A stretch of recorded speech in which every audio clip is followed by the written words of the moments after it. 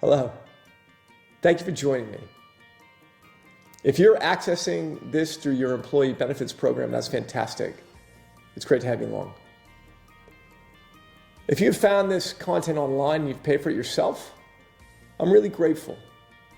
Thank you so much for making the investment, and it's my deepest desire that you get some real value out of it, out of the activities and the online content. This program, it's a culmination of my leadership experience as an officer in the SEAL teams and also in running resilience and coaching programs for private industry.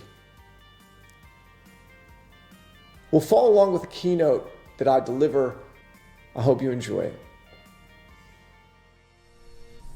The next tool that I'd like to share with you is a tool of fellowship. And fellowship is another tricky word. I don't mean it in the masculine sense, right? And women can actually go through SEAL training, so that's not what I'm talking about. I don't mean it in the churchy sense. I mean it in the context of a journey, like Fellowship of the Ring, right? And on that journey, the people that are on the journey with you, they share the same values. And they'll hold you accountable. And they expect you to hold them accountable. That's what I mean when I'm talking about the tool of fellowship. I'd like you to imagine that you're in Hell Week. Does anybody watch SAS Australia? All right. Pretend you're in Hell Week. It's Monday night, right?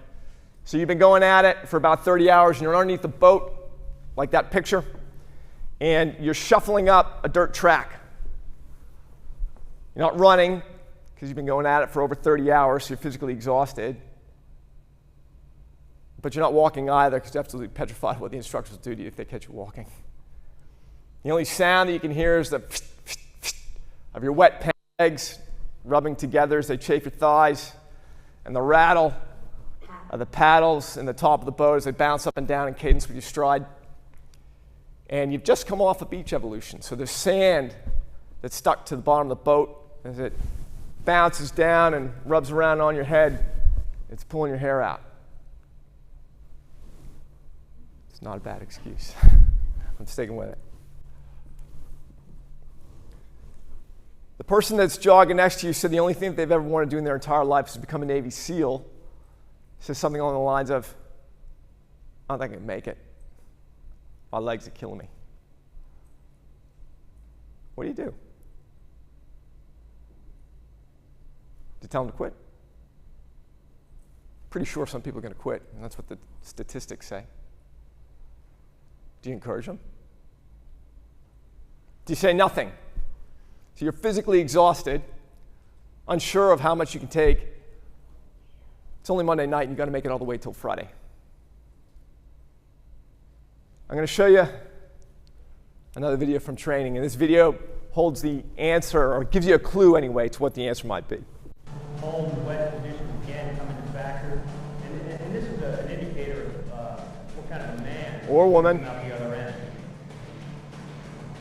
You'll never be challenged anywhere the way that you challenge your Hell Week. I mean, it'll test your soul to the very core of your being. You'll know exactly what your limitations are and what you're capable of doing when you get done with that work.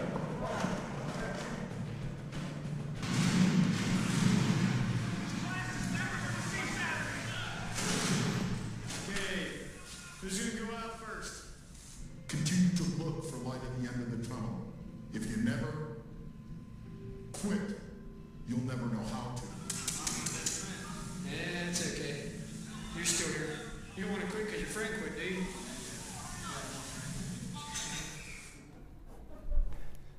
It's funny, right? Negative. I got more friends. What an interesting observation about fellowship, about who's actually on the journey with you. You see, the instructor said to us that if we made it to Wednesday, we wouldn't quit. Even though that was only about halfway through, you still had to get all the way to Friday.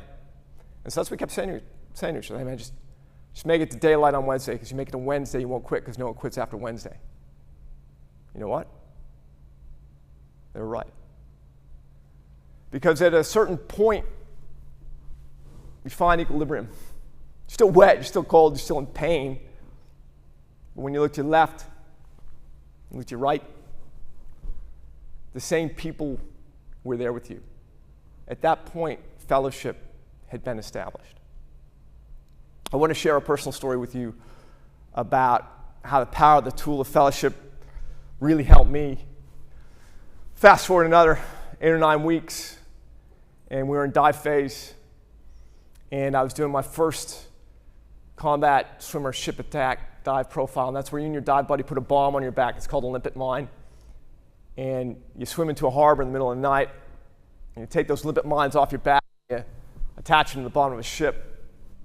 And the idea is that when they detonate, they crack the keel of the ship and it breaks in half and it sinks, or it punctures holes in the main spaces and floods it out so that the ship's rendered inoperable.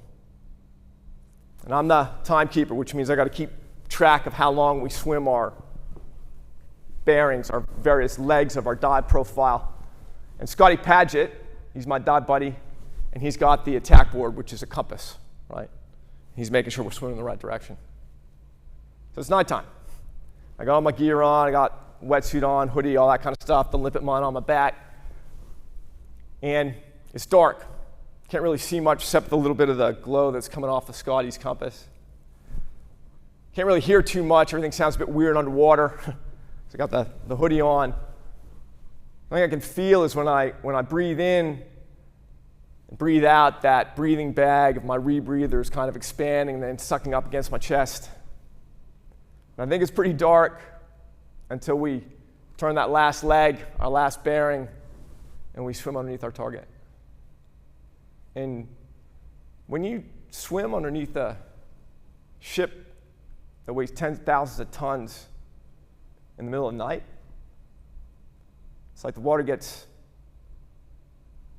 heavy. It feels like there's a weight that sits around your chest and your neck. It's like you've pierced some kind of weird membrane, and it goes black. It's like ink. And you can't tell which way is up. You can't tell which way is down. And it's extremely easy to get disorientated. And I'm uncomfortable. Truth be told, I'm afraid. But all I have to do is look over at Scotty, who's there with me, who's got the same values as me, who's standing by me, and I'm grateful. I'm grateful that we're in it together.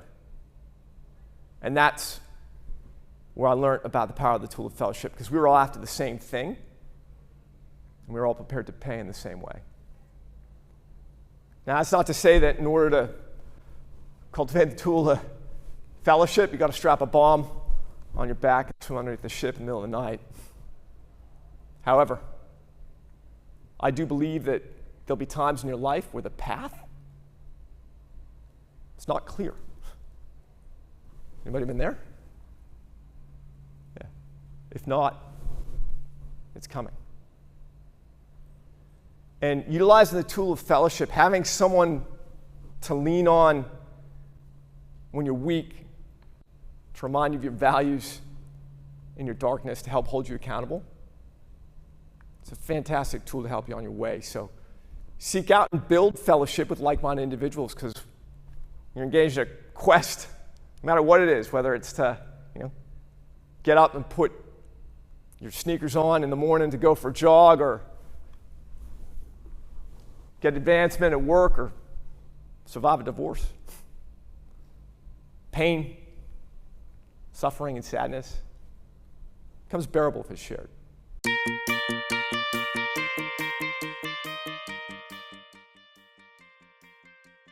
I'd encourage you to download the workbook and go through the exercises. And if you would like, after you finish and you want to unpick and unpack your results and what they mean for you, by all means, book a session with me or book a session with any of the coaches involved in the empowerment program through the booking portal. Now, if you're paying for this yourself and the cost of a coaching session is prohibitive, I get it.